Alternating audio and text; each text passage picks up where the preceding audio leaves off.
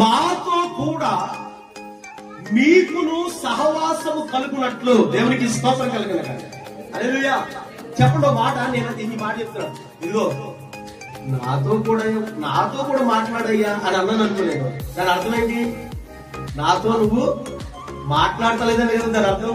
అదేనండి, మాతో కూడా సహవాసం కలిగి ఉండండి అని ఒక దైవజనుడు చెప్తున్నాడంటే నువ్వు దైవజనుడితో సహవాసం కలిగి ఉండట్లేదనే కదా దాని అర్థం. అవునా కదా? ఇప్పుడు ఆ దైవజనుడు అదే చెప్తున్నాడు, మీరు మాతో కూడా సహవాసం కలిగి ఉండండి. హల్లెలూయా. ఎవరితోమా? దైవజనుడితో సహవాసం కలిగి ఉండండి.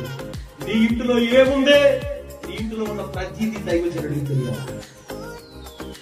నీ స్థితి అంతా దైవజనుడికి తెలియాలా. ఏ క్షణంలోనైనా బోయాజు రావచ్చు, ఏ క్షణంలోనైనా రూతు గురించి ఆరా తీయొచ్చు, ఏ క్షణంలోనైనా రూతు గురించి ఉన్నది ఉన్నట్టుగా చెప్పగలగాలంటే ఆ పనివాడి దగ్గర రూతును కూర్చున్నటువంటి సమాచారం ఉండాలా. నా బోయాజు రెడీగా ఉన్నాడు, ఏ క్షణంలోనైనా రావచ్చు. ఏ డేవిడ్ హైన్స్, ఏంటి నీ పరిస్థితి? నీ ఇంటిలో ఏముంది? నీ సంఘంలో ఏముంది? నీ సంఘ బిడ్డల జీవితాలు ఎలా ఉన్నాయి అని అడిగితే నీ గురించి సుస్పష్టంగా నేను దేవుడితో మాట్లాడడానికి, దేవుడి దగ్గర ప్రతిమలాడుకోవడానికి నా దగ్గర నీ సమాచారం ఉండాలి. నా దగ్గర నీ సమాచారం ఉండాలంటే దైవజనుడితో నీకు ఒక ఆరోగ్యకరమైనటువంటి సహవాసం కలిగి ఉండాలి. పనికి మాలిన సహవాసాలు కాదు.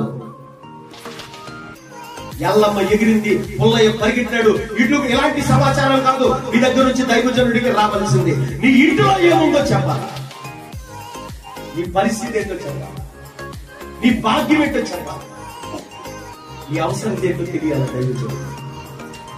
హల్లెలూయా. ఎందుకో తెలుసా? నీ కోసం నువ్వెప్పుడు వస్తావా అని కర్మేలులో ఎదురు చూస్తూ ఉన్నాడు దైవజనుడు. అయ్యో నా బిడ్డ ఎప్పుడు వస్తుంది. అవును కదండి. కర్మేలులో ఉన్నటువంటి ఆ ఎలీషా అనే దైవజనుడు అంట ఆ షునేమీరాల్ని అంత దూరంలో చూశాడంట. అంత దూరం చూసి లేచి నిలబడి అదిగో షునేమీరాలు అని పొడుగున పరిగెట్టాడంట. ఆవిడకి ఎదుగా గడిగా చడుబడి దేవున్నా మరి వైపు.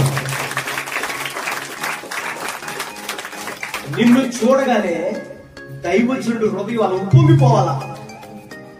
దైవజనుడు చూడగానే నీ వ్యాధులంతా తీరిపోవాలా. మాట ప్రభు నాతో మాట్లాడుతున్నాడు. ప్రభు నాకు మంచి సహవాసాన్ని దయచేస్తున్నాడు. ఆయనలో నన్ను అడ్డు కట్టుకుంటూ ఉన్నాడు. దైవజనుడితో నన్ను పెనవేస్తూ ఉన్నాడు. నీకు భాగ్యం కలుగునట్టు. దీని పర్పస్ ఏంటంటే నీకు భాగ్యం కలుగునట్టు. ఎందుకు ఆయనలో నిన్ను అడ్డు కట్టుకుంటాడు? ఎందుకు దైవజనుడికి నిన్ను అడ్డు కడుతున్నాడంటే నీకు భాగ్యం కలుగునట్టు. అతని నుంచి వేరేది ఏం కాదు. హల్లెలూయా. తిమోతి అంటాడు ఒకసారి, తిమోతితో పౌలు అంటాడు, ఓ క్రీస్తు యేసునందు నిజమైన సైనికుని వలె నీ దైవజనుడితో కలిసి నాతో కలిసి ప్రయాసపడుము అంటాడు. సంఘము ఎవరితో కలిసి ప్రయాసపడాలండి? సేవకుడితో కలిసి ప్రయాసపడాలి.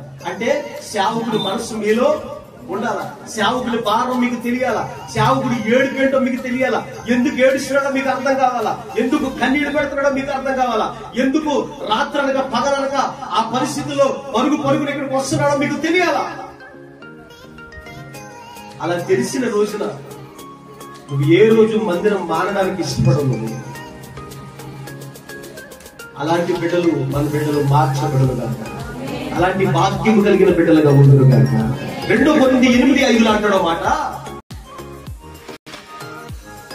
నువ్వు దైవజనుడిని ఎలా చేర్చుకోవాలి, దైవజనుడితో నువ్వు ఎలా ఉండాలి. ఇదియుగాక మొదట ప్రభువునకు, వినాలి మాట, మొదట ప్రభువునకు, ఆ తర్వాత దేవుని చిత్తము వలన నాకును, అంటే సేవకునికి తమ్మును తామే, అంటే మిమ్ములను మీరే అప్పగించుకొనవలెను. గట్టిగా చప్పట్లు కొట్టి దేవుని నామాన్ని మహిమపరచాలి. హల్లెలూయా, హల్లెలూయా. చెప్పండి, అప్పగించుకోవడం అనండి. అప్పగించుకోవడం చెప్పండి అమ్మా. అప్పగించుకోవడం అర్థమైందా ఈ మాట? అప్పగించుకోవడం అంటే ఏంటి? బ్రదర్ నేను 1 గంటలో వస్తాను, ఇది మీ దగ్గర జాగ్రత్తగా వచ్చండి. అవునా? ఆయన వేరుగా అనుకోవాలి, ఆయన దొంగతనం చేసి అలవాటు ఉందనుకోండి, ఆయన ఇస్తారా? ఇది ఇస్తారా?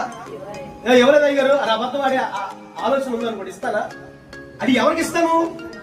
నమ్మకమైన వారికి. దేవునికి విశ్వాసం కలిగింది, నమ్మకమైన వారికి అప్పగించు. అది కూడా దేవుని వాక్యం చెప్తుంది, ఇదిగో మీ ఆత్మలను కాయించున్న నమ్మకమైనటువంటి దేవునికి మీ ఆత్మలను అప్పగించుకోనండి. హల్లెలూయా చెప్తుంది వాక్యం. మొదట ప్రభువులకు అప్పగించుకోండి, తర్వాత దేవుని చిత్తము వలన మాకును మిమ్ములను మీరు అప్పగించుకోండి. హల్లెలూయా.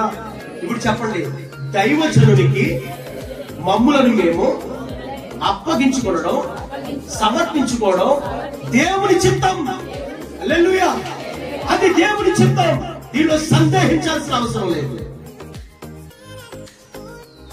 దేవుని తర్వాత నీకు దిగ్గవరంటే దైవజనుడే, నో డౌట్. దైవజనుడు.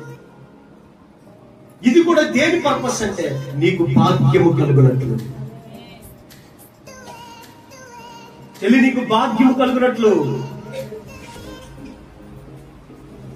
భాగ్యము కలుగునుగా.